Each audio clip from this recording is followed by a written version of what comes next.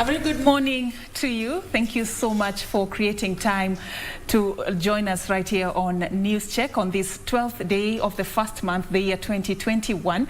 And we are having this program at a time when we are just about to mark the anniversary of the Dusit D2 hotel attack that took place just the other year. And we are going to be talking about war on terror in this particular conversation. I welcome you to be part of the conversation right here on News Check, a program that seeks to explore issues that are shaping the news in our country, as we also follow up on some of the events that are happening today in Kenya's capital, Nairobi, and other parts of the country. So in between the program, we will be taking you to various activities that are currently underway in our country that will form part of the news that we have today. Now, today in our studios, we want to talk about the war on terror and, of course, just zero in on how we can eradicate radicalization in our country. Terrorism, of course, remains to be the biggest transnational security challenge globally. And of course, we remember what we have gone through as a country. Kenya still grapples with some of the effects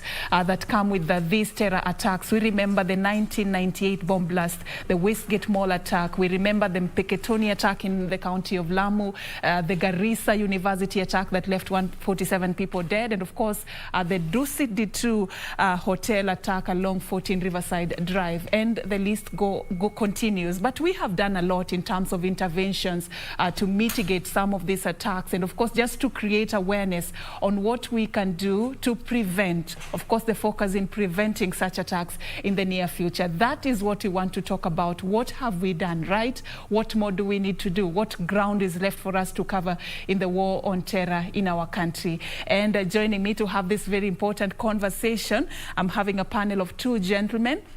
I'll start by introducing the gentleman at the center there. His name is Joseph Opondo. He is the Deputy Director, National Counter-Terrorism Center. Thank you so much for creating time for us. Thank you. And of course, we have from the far left, that is Felix Opondo. He is a clinical psychologist consulting for the center, that is the National Counter-Terrorism Center. Thank you so much for creating time for us as well. All right, so we'll talk about the strategies, we'll talk about the psychological aspect of it, and of course, we'll talk about also what are some of the loopholes that we need to seal going forward if we are to win the war on terror in our country. But gentlemen, I started by just, mentioning just quite a number of terror attacks that we have witnessed in our country. And this morning, I want us to paint a message of hope for Kenyans. And I'd just like your opening remarks to tell us whether you think, we are making progress with what we have done as a country in winning the war against terror. I'll begin with you, Director, and then, of course, just get your views as well, Felix. Thank you, Madam. The war on terror is global. War. Kenya is just one of the countries that have been hit, though in the region we have been hit more than the other countries. The Kenya government has marshaled all the resources, both material and human resources, to react to this terror, and when it has happened in the past, but currently there are in place mechanisms to be ahead of the curve in the war on terror. There are so many strategies that are in place so that we mitigate against the underlying factors that the terrorists can use to attack the country.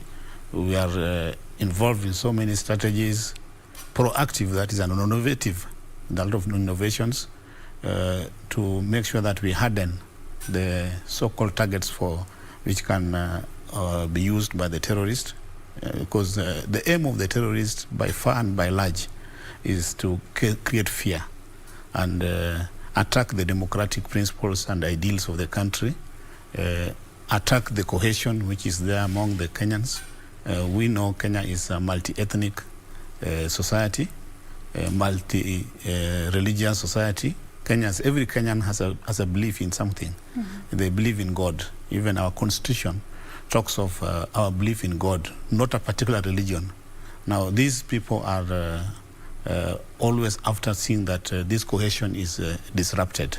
So the Kenya government and the peoples of Kenya have made a resolution, and they have resolved that never again will they be pushed into that situation of fear And that's why you could see even after the Dusit attack, yes, there were some deaths, but the Kenyans came out strong to rally support behind the security agencies that did a very good job, and they were happy with the way the security agencies handled themselves, which sent a message out there that even if you attack us, but the resilience of the community, the resilience of the Kenyans.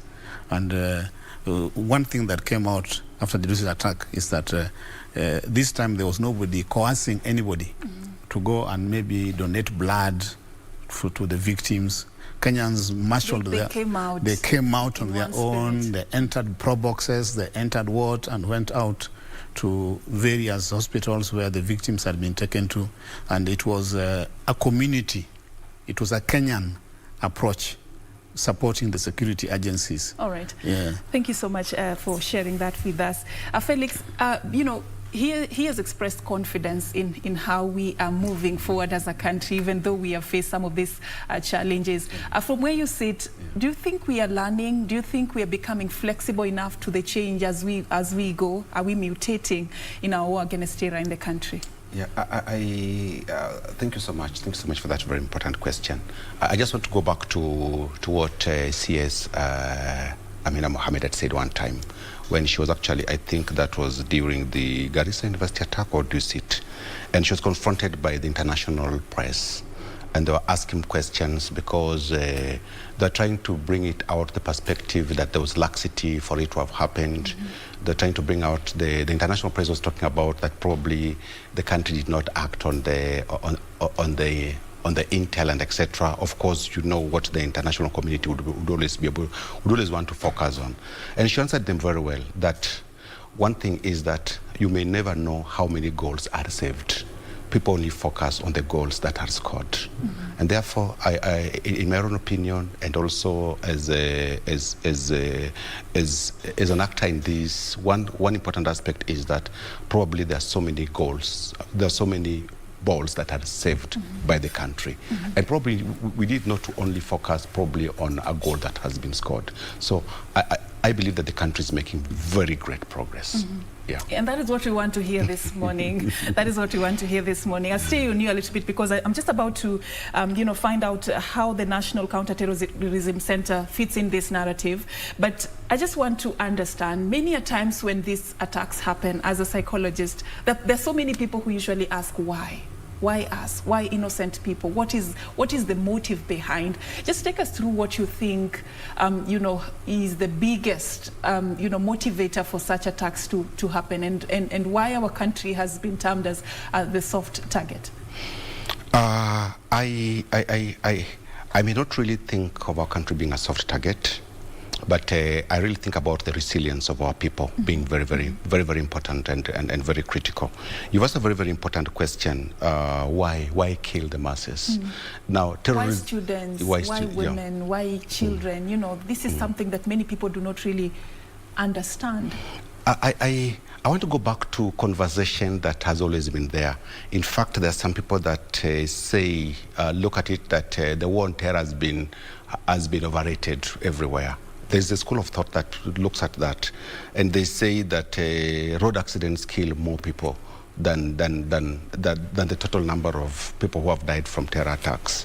That probably other areas, famine and etc., kill more people. Diseases kill more people, and therefore probably the perspective is are we overrating when it comes to the issue of the terror attack? I'd want to say this: terrorism thrives on threat. Terrorism thrives on intimidation. Terrorism thrives in terms of creating fear, and because that is the perspective, it's totally different from other forms or other calamities or the tragedies that the country may go through, and because they thrive in that, when they are able to attack, when they are able to kill, when they're able to maim, then that is what their ultimate goal is.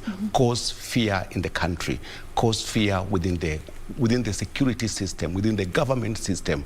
And you just know very well that you kill an old lady, you kill a child, you kill masses, and then you are able to achieve that. So such kinds of killings for the innocent, is actually, it helps them to be able to meet their ending goal in terms of what they want. Because if that fear, intimidation is actually created, then they're achieving their goal as a terror group. Yeah. Fear and intimidation, the phobia, that is what they want to create. And I'll add to what the director said earlier, division as well is one of the things that they use to take advantage and just, sort of implement some of their agenda in different countries. Let's get to understand how the center fits into this narrative, Bona Director. Just tell us a bit about the National Counter-Terrorism Center. What is your mandate and how does it seek to change the narrative in the war against terror in the country? The National Counter-Terrorism Center is set up as a multi-agency outfit. It draws its members from the major security agencies as laid down in the Constitution. Now, they come together and they act on strategy, policies, and any other innovative measure that can work on a war against terrorism. The main role of the center is responsible for the coordination of the national counterterrorism efforts in order to detect, deter, and disrupt any terrorism act before it takes place. Taking a preventive approach. Preventive approach. All right. Now, without prejudice to the subsection of the center, which is established under the Security Laws Amendment Act of 2014, we established a database to assist law enforcement operatives. We have conduct public awareness to sensitize people. When you go out and talk to the people, they understand you and they know how prepared they can be. This is one way of for prevention and creating resilience among the communities. Then develop strategies such as counter and de-radicalization, so that every Kenyan is a player, is an actor into this. You can detect from the word go. Then facilitate building for counter-terrorism stakeholders. We have these agencies, non-state and state actors, who are basically dedicating their efforts. Some of them at no fee at all. They just come out using their own patriotism to come and fight the war on terror. So the center helps them by giving them the capacity building so that they can be part and parcel of the country, of the citizenry. Then coordinate with other government agencies, provide security, certification for aviation schools or companies. You remember like the 9/11, there was that pilot who just went learning how to fly, but he didn't have a future or an interest or a career in being a pilot. So we also liaise with the aviation schools so that at least we know the intentions and motivations where somebody wants to be in the air, up in the air. Now, the center has got a mandate to ask any government agency or any Kenyan to assist them in this war against terrorism. Now, this is not very easy, but it requires a lot of soft skills by the center officers who are the center, to talk to the people and be humble and reach out to the citizens so that at least they know that it is not the mandate of the government only, but it is also their mandate to defend their country. It's a collective responsibility where we marshal the support and the resources of every Kenyan, because like my friend, the consultant just said, the purpose, one of the purpose of the terrorists is to cross fear. Fear demeans a human being, and perhaps that is why in one of the holy books, the word fear related is mentioned 365 times. So if you are living in fear, you are possessed, you are all fear. You have fear behind, you have fear behind, you have fear the sideways.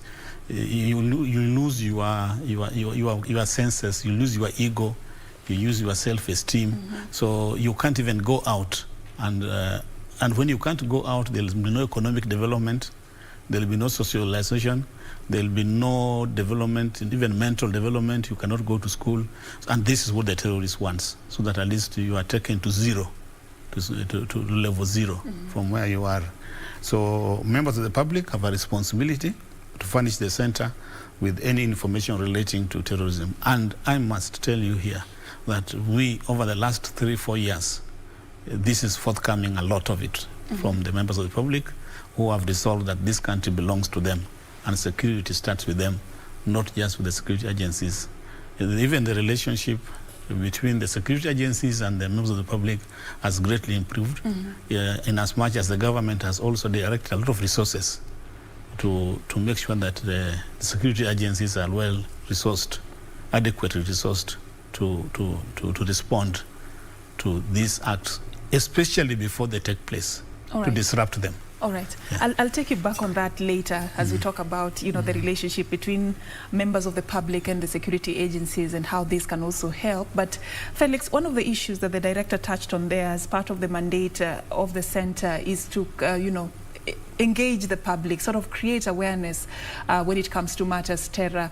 If you look at, how I would say victims of the previous attacks have conducted themselves. Going forward, what do you think is the most important information that the public needs to understand to better arm themselves in the event you find yourself in such an attack, at the heart of that attack?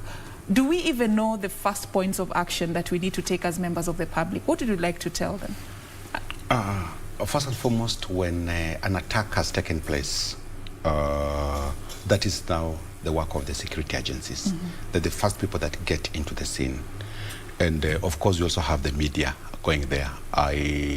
Maybe as time comes about, I'll talk about probably the media and the role of the media. But one important aspect is that we've had the public also intruding into such scenario. It's within the public domain that when the Dusit attack took place, then when the Westgate attack took place, we had members of the public, and especially I want to imagine those who are licensed to have guns. They also got into the place to assist. I think one and the most important is a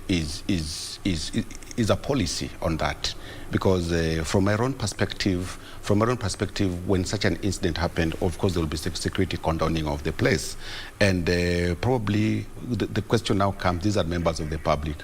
What is their role in that particular scenario when the attack takes place? Two, also we have the victims who are inside the buildings, and one of the things that happens with them, that of course there is panic, of course there is fear, and it's really important to sensitize, and especially this is one of the things that has happened, especially in the sensitization, so that the building owners and people in a certain building, part of the security procedures, I believe, should be also to let them know that in the event of such a tragedy, a terror attack, and etc., what are they supposed to do? Because we've found that there are several people probably who have fallen victims and they have been killed because at that particular moment they didn't know what they need to do at that particular moment. We'll talk about that in a bit, Felix. We are picking up from that point because it's important for you and I to know how to conduct yourself in the event you find yourself in such a scenario. And even before we have an attack in our country, what is it that you can do as a Kenyan, as part of the public, just to be able to help us prevent terror attacks? Providing information is one way to go about it, plus others that we'll talk about in this particular conversation. Right now, we want to go to Mombasa County. We have our reporter, Ann Buru, who has been following up on the industrial action by healthcare workers in the region. Currently, we just have a briefing from some of the students, KMTC students in the coastal region, who are decrying, among other issues, how the industrial action has affected them. They will be talking about how this has affected their studies, and of course also right now let's just listen into the healthcare workers on some of the grievances that they are raising this morning. And they should wait for the court to pronounce themselves on this matter. It is not fair, and we don't welcome all those unlawful measures they have taken against our members. And lastly, I want to say this, that as healthcare workers in Mombasa County, We are very sad that the employer and the governor himself have not taken charge and responsibility over this issue. So the citizens of this country want to urge you, can you ask your political leaders in this country whom you elected to take responsibility and give you answers as to why in Mombasa County we have not been able to have healthcare services for the last over 70 days. That is all I wanted to say. I welcome my brother here from the Nurses Union. Yeah, my name's Peter Marocco, the branch secretary, Kenya National Union of Nurses. It's very ridiculous, as my colleague has said, that for the employer, especially in Mombasa and the KBC County, to sack somebody who has sat in class for 6 good years in a sitting, in a meeting that did not even deliberate on the pertinent issues that are affecting health workers in Mombasa. It doesn't really add up for Mombasa County to dismiss doctors who have been who they have employed and have been trained by the same government for close to 6 to even up to 12 years, those who are specialized. So we are really astonished by the measures the county government is currently taking, instead of addressing the issues as they are, by holding the horn by its horn, the bull by its horns, so that they address the issues. We have actually very simple things that we've raised with the county government of Mombasa. Pay the remittances, and that is all.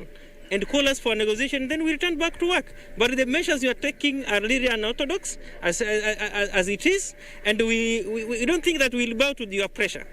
We will not bow to your pressure. We've engaged you for so long, since June last year, up to today. You know your weakness.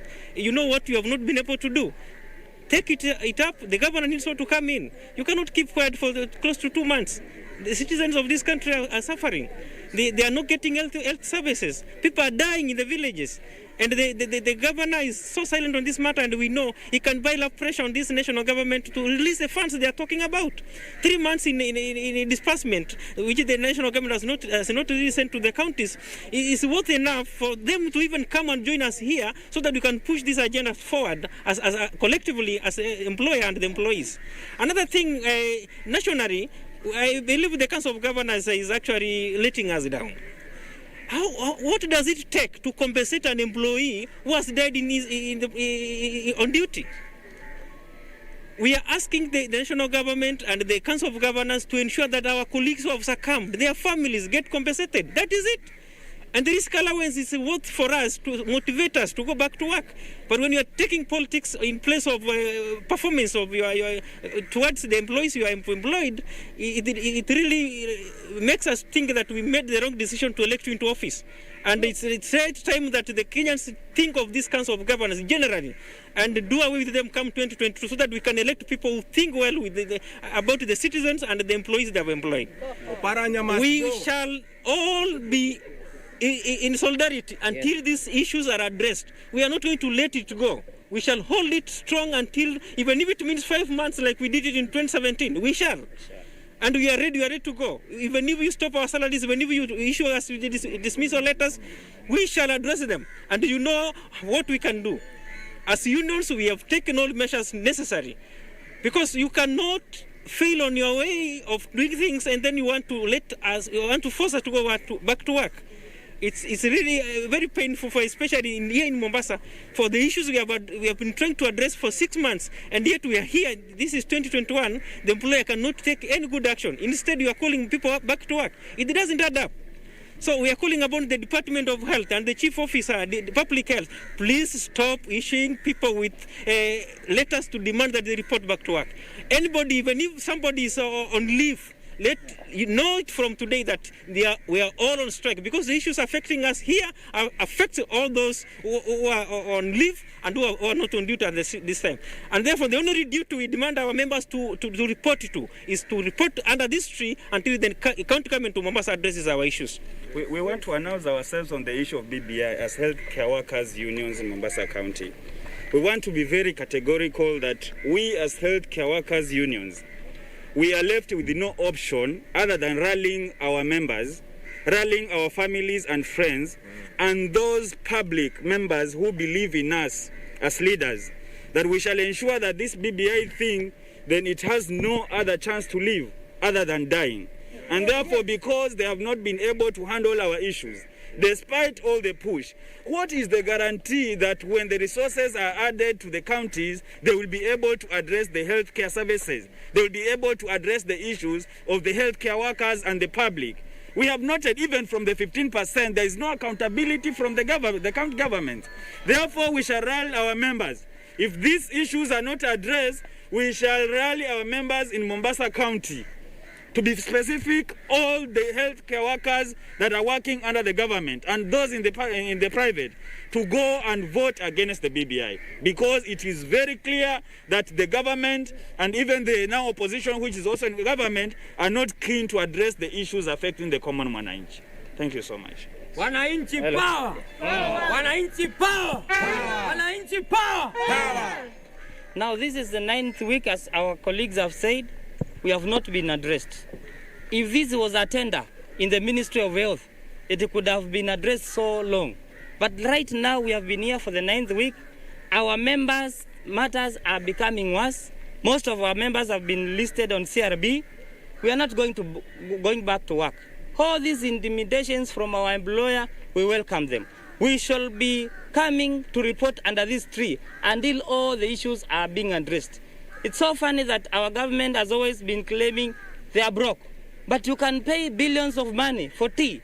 You are broke. You can build a kilometer of road with 1 billion shillings. You are broke. You can increase the number of senators in this country. You are broke, but you can buy a mask that we are buying in the street for 10 shillings at 750 shillings, and you are broke.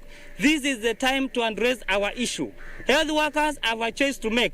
Wherever health workers are right now, we have an issue here. We have to choose between a job and life. We have chosen a job for so long. Right now, we are choosing life. We have members who have succumbed to COVID. Their relatives are suffering. Their children are suffering. They cannot go back to school. Some of our members have succumbed without their salaries. Remittances are not being done. We have a choice that we have made right now. We welcome all those intimidation, but we are not going to go back to work without a solution. And we also call upon other organizations, human rights. People here in Mombasa are suffering. We are also suffering because we also need these services. Therefore, as a representative of the laboratory department, we are going to even review all these things. Even if it means we are going to stop the COVID testing, collecting of samples in this country, we are going to do it. Because our colleagues are doing that work, and when it comes to matters of hospital bills, we are solving them through WhatsApp. We are the people to make contribution. No more of this. We have said no more and no more. If it is intimidation, sacking, spot checking, we call upon you to continue doing them, but we are not going to bow down. Thank you very much. I'm Moses Maingi. I'm the Secretary General of Kenya National Union of Laboratory Officers in Mombasa County. Thank you so much. God bless you.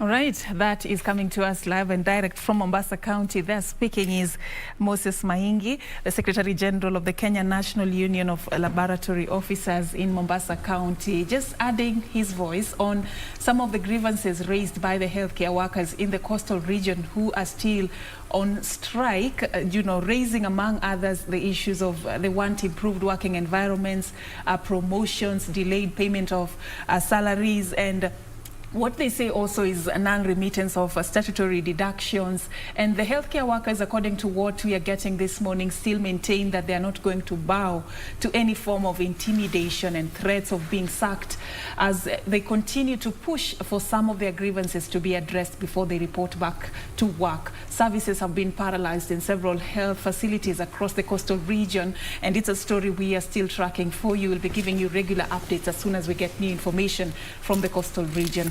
Now, in studio, we've been talking about eradicating the war, eradicating terror in our country. We are winning this war, according to my panelists this morning. They are expressing hope, expressing confidence that our country has put in place quite a number of measures that are really, indicating good progress when it comes to eradicating terror in our country. I'm talking about Joseph Opondo, the Deputy Director of the National Counter-Terrorism Center. And of course, I'm also having a sit down this morning with Felix Opondo, a clinical psychologist consulting for the National Counter-Terrorism Center. Thank you so much, gentlemen, for staying on.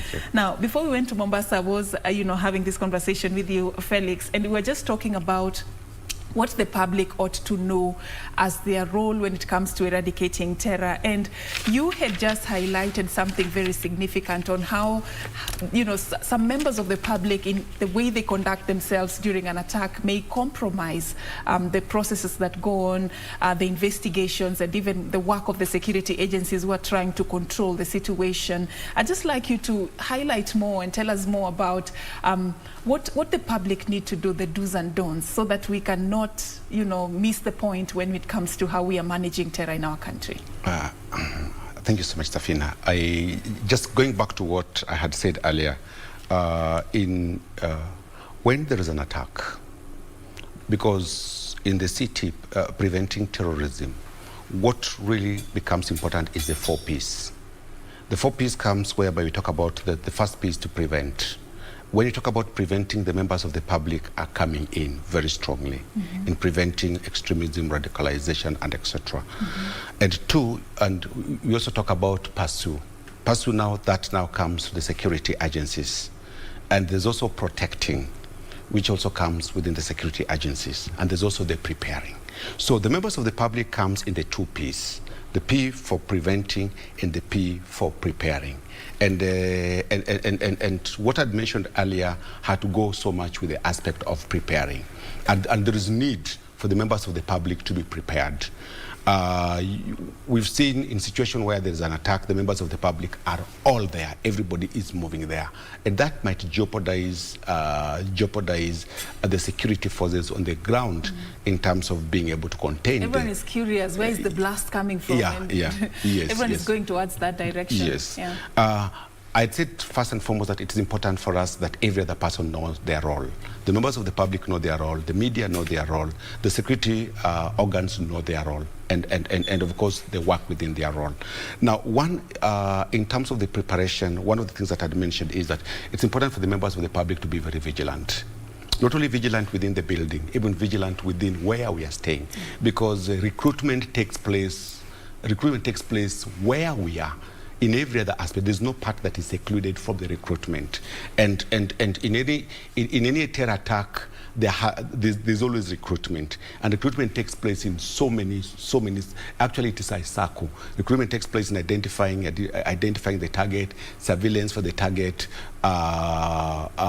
when it comes to transporting the arms and etc. Recruitment takes place in every other aspect. So it's very important for the members of the public, one, to become very vigilant. Now, the vigilance here in the members of the public becomes critical. I'll give an example.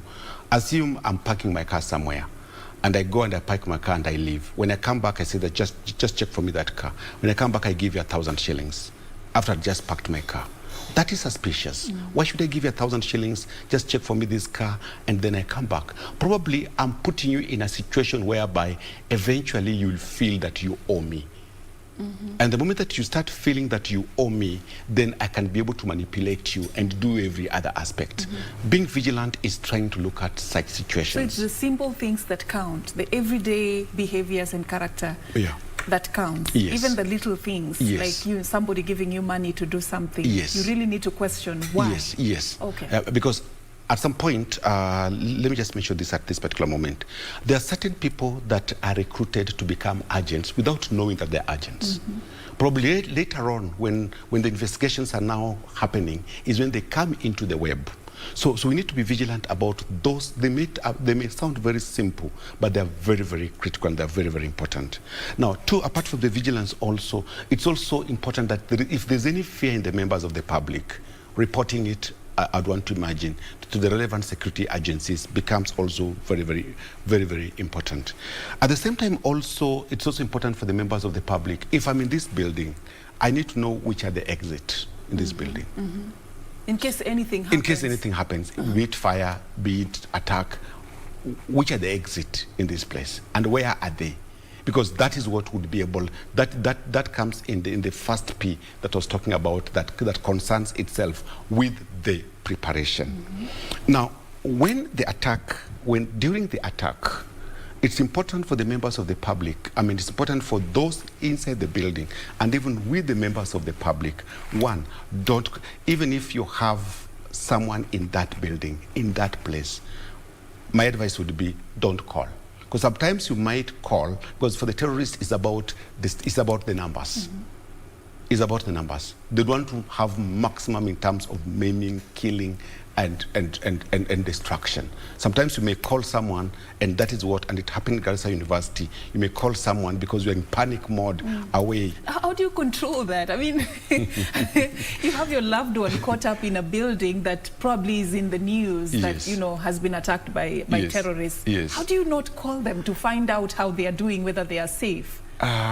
It calls for what we call restraint, because there is the urge, and this can create psychological dilemma. There is the urge to call, and there is that push to call. But this is what we need to actually also push backward, so that I can also be able to have restraint. And what do? Can I be able to develop confidence that the security officers and every other person that is on the ground, they're doing their best? Because that call may jeopardize a group of people or that particular person. And we also advise that those who are in the building, it's also important for them to put off their phone. Phones, And if not putting it off, then they should actually have it totally silent. I would rather that you text if you're in a position to be able to say, I'm in this particular place, rather than actually calling.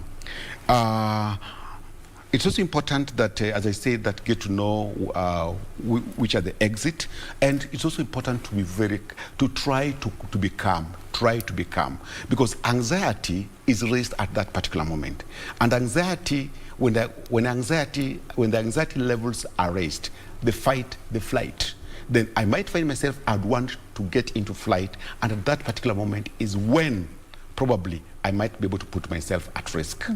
Now, normally, security officers would respond very, very fast, and it would be very important because they would be able to communicate, follow the security protocol at that particular moment, not acting independently, but following security protocol. There are others who may want to rescue other people. Even as you are rescuing other people, also look at your own security, because in Dusit, there are those who died, and we supported them. I'm sure the deputy director will talk about how we supported these people. Some of them died just because they were rescuing people. It's important to rescue others even as you are escaping, but it's also important to also look at your safety even as you're doing this, because you might put the life of those others also at risk at that particular moment. Now, after the attack, then psychological support becomes very important. Why don't we leave it at that? Thank because you. That is where you thrive. And I was just about to talk about, supporting the survivors and just taking them through processing what has just happened. But that we'll talk about later. Let's also allow the director to come into this conversation. He has really touched on what to do at the heart of the attack as part of the responsibility of members of the public. Probably you could have something to add on what he has said, and also talk to us about some of the things that are being done currently in our country to sort of educate members of the public on some of the things that he's talking about this morning. Yes, thank you, Safina. What we have done, we have had a very robust programs to go out and educate Kenyans, sensitize Kenyans on how to behave in circumstances of active shooter. We have such programs? We have those programs. Okay. We have gone out, we have taken the members of the public at various fora, maybe in their churches, in their local communities. How do you behave when you find yourself under circumstances of such attacks in this country? One, we tell them how to remain calm, the use of mobile phones, and how to respond to the security agencies, the leadership of the agencies on the ground, to take instructions. So if you are told, like the last attack at Dusit, the commandant, yes, he was fully in charge, and he was leading the direction, the operations. So if he tells you, lie down, follow this direction, I'm glad to say that most Kenyans obeyed, and that may perhaps limited the casualties, the number of casualties that we had. But by and large, we have gone out, and we have used a number of forums. We have talked to, we use situations like when head teachers are having their annual conferences, the frontline security agencies, the private security sector players, and all other bodies or organizations that are interested. Some of them call us at the center, and we give targeted lectures on just how to behave under active shooter. What about our schools, our colleges? We have gone to colleges. Is there a necessity for this information to also? We have gone there. In fact, what we have done is that whenever the universities have their first years, as part of the induction, we at the center always sends officers to go and sensitize the newly admitted students and how to behave, because our universities have been targets. We have also had a deliberate move, and we have trained all the deans of universities in this country. We have trained all the registrars, both academic and administration registrars, because they're the ones who live with these students, on awareness of how to behave, not just detecting radicalization taking place in the universities, and even how to behave. We also have a lot of conversation that we carry on to the members of the clergy, the leadership of the clergy in this country, because the churches were also parts of the targets. We have had a lot of involvement by the clergy, the topmost, who we take them, we sensitize. We have also gone further and deliberately done vulnerability and risk assessments on various learning institutions in this country, and even churches, so that we can advise them on any possible loophole and maybe those exit routes. I like the strategy of using the leadership and the opinion shapers, you know, the key people. And influencers. Influencers, because they can now pass this information down to the people that they are in charge of. Yes. Do we have like documented this information? Is it documented anywhere in a book or whatever, so that in case any person or like me, I want to access such information, I can be able to have like a document where I can read? Do we have books? Do we have content for this information? Okay, currently I can say we don't have, apart from the handouts we give, and the tips we give in terms of soft copy to those that participate in our programs. What we have now documented, which is going out to the public in the next few days, is a document we have done in collaboration with the Ministry of Education, Child Safety Against Violent Extremism, which we have done, and the CS just before Christmas signed the document, and with the ambassador, Dr. Kimani, and me as part of the team, and it is out there in the printer. We expect that in the next 2-3 days, the booklets will be out, and we shall distribute them out to the various education institutions. Then from that, we can take the war forward. Now, at the Kenya School of Government, we also developed a curriculum which will be used in training state and non-state actors in security management issues, with the bias on CV and radicalization. Already, there's an institute, full-fledged institute, which has been established at Kenya School of Government, and which is going to be coordinated between the National Counter-Terrorism Center and the Kenya School of Government. We have signed an MOU, and we are moving forward. It is already in place. It's already in place. So we have done 2 trial test lessons, though virtual because of the COVID-19 disruption, and we have test-driven the curriculum, So we just want to put in the final bullet holes so that we can... Who is the target population for the the target institution? population, this one we are targeting those who are involved in security related assignments in various organizations in the country, both state and non-state organizations. All right. Yeah. Allow me, gentlemen, to take you to, something that was going to form a major part of our conversation, because this is where it all starts. These groups cannot operate without people, and these people they get from among us, community, from families, from churches, from schools. So let's talk about radicalization. That is part of your mandate as a center to really, really fight this vice as part of winning the war on terror. I want you to talk to us, Director, about how bad the situation is and what you think has been the biggest loophole that these terror groups are taking advantage to each and every day continue to sort of paralyze the future of our young people in the society. What is it that they are taking advantage of that we need to be sensitive to as a society? I don't think the situation is as bad as you are trying to paint it. Maybe some... Correct me. Some 6, 7 Prove to me years. that it's not that bad. Yeah, if you look at the coastal region, the northeastern region, and the mothers who continuously keep complaining and crying about their young people joining these groups. Tell me something different. Yeah, let me tell you. For the last maybe 6 years ago, the situation wouldn't be what you are saying. Okay. But currently, as I'm talking today, 12th of January 2021, the situation is different because we have proactively gone out and built community resilience among the Kenyan's population out there, both in the government-related institutions and private-related institutions. Now, we have created an awareness of even mothers, their parents, the teachers, caretakers, caregivers, to detect any sign of radicalization among the youth. Yes, we have not won the war, but we are there. At least today, every part of this country, somebody knows that there's something called de-radicalization program.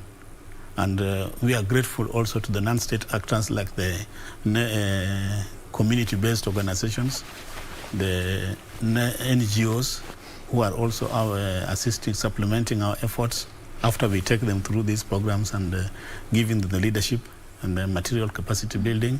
So I can say that perhaps that is why you could see that currently there's some calm in the country, because at least every Kenyan knows that there's something called de-radicalization, something about CVE.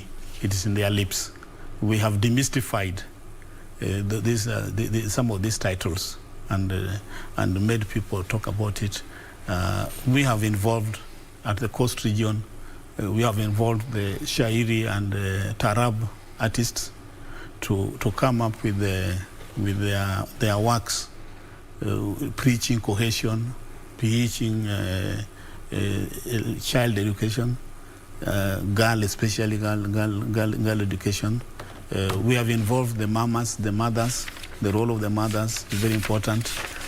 When we get down to, of course, we have got groups like the Sisters Without Borders, which was actually an NCTC initiative. We supported it, and we are still supporting it.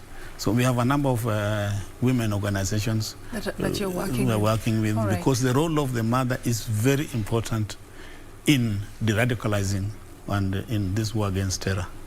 Mother is always number one. All right. Yeah. Felix, probably you can also add on to that. I mean, there are concerns that the patterns of recruitment are changing. Initially, focus was on high-risk areas that were targeted for recruitment, like the northeastern region, the coastal region. But currently, we are seeing it happen almost in every part of the country. And even the age that was being recruited is going down each and every day. Probably talk to us about, what more you have to add on that subject. Thank you so much. Recruitment, I would want to say this. If you can be able to stop recruitment, if you can be able to prevent recruitment, there is no terrorism. With no recruitment, there is no terrorism. And that's why the war on terror should, the conversation should also now focus so much on curtailing recruitment. And the terror group The terror group recruitment is a very important aspect in terror group because they thrive on the recruitment. So one of the things that, especially in the terms of the prevention, we really need to focus so much on curtailing recruitment. I would want to start by saying that. And just to go back to what you've said, recruitment patterns are changing. Initially, recruitment was covert, but today the recruitment is actually overt. Recruitment is changing because online recruitment is so active. And there are those sites, those sites that they can be able to get to. There are sites where they can be able to be trained. There are sites where they can be able to be radicalized. And this again, whereby the conversation should also move to actually online recruitment. That is very active. So in the safety of your home, actually, if you're not careful, somebody can actually just recruit your child to a terror group just within the house. Let me tell you this. Online. Let me tell you this. Initially, the perspective would be, and I'd want to say this, because every home has, every middle family home has internet. Generally, middle-level family homes have internet. And what is happening is that initially, the question is, and as you talked about the younger age being recruited, and more so, the teens are very vulnerable, and the youth. And we have programs for we have an ongoing program for the teens. Now, initially, as a parent, I would be very happy and excited if I go home, I find my son at home. I would be very excited if I find that my son is not going out and mixing with other boys, gang of boys and etc. I would be very excited. I would be very excited if my son is in his or her laptop, if my son or my daughter is in his or her laptop, and I would know that something meaningful is taking place. But the danger today is that they may be at home throughout, but what are they watching? What are they watching? Some of them may stay late at night. In my comfort, I think that my son, my daughter is actually studying, but that might not be the case.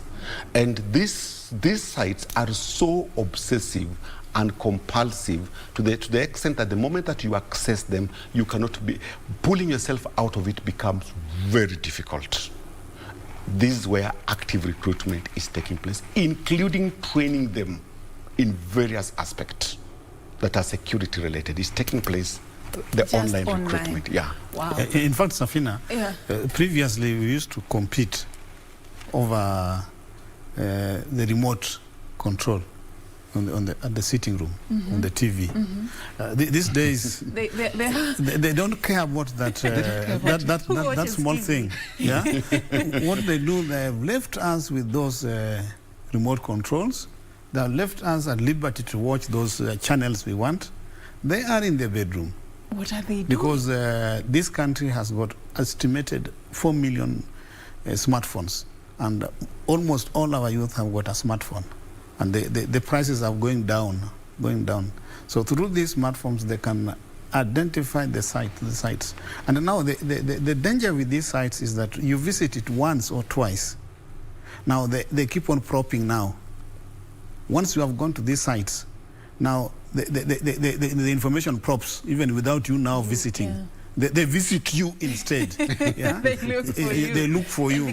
You become obsessed. And you like become obsessed and compulsive and addicted to them. So you say that now these days you can watch your program, you can watch your Maria guitar comfortably, but the boy will not interfere with you or the girl. He's very safe in his bedroom. All right. What happens in that bedroom, you don't know. All right. Felix, Director, allow me to take a very short break. The conversation needs to move online. Okay.